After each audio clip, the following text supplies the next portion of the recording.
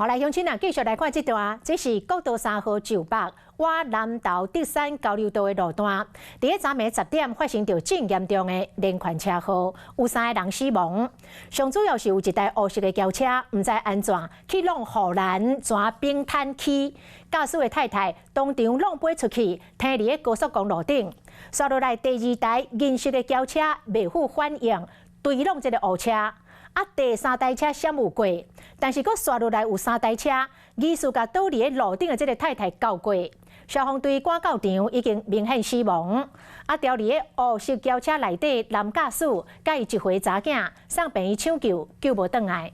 一家口3个拢亡生咯。 消防队员赶到现场，赶紧将这黑色轿车门撬开，将卡伫车内43岁查甫驾驶甲伊1岁查某囝甲救出来，因为2个人拢用无开啊，送去病院嘛救无完。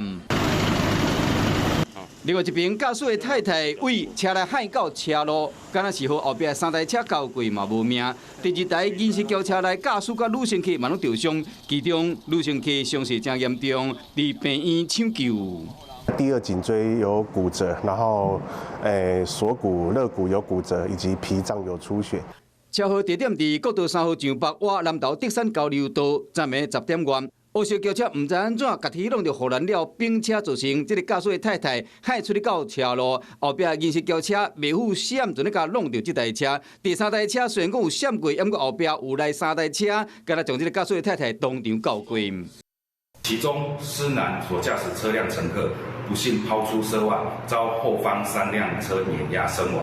亡生的3个人是共一家伙啊！目前警方要咧调查讲，这个驾驶的太太是害出去的时就死啊，还是和后壁的车搞死的？因为这个事故尚无牵连6台车，相关的责任需要一一的调查。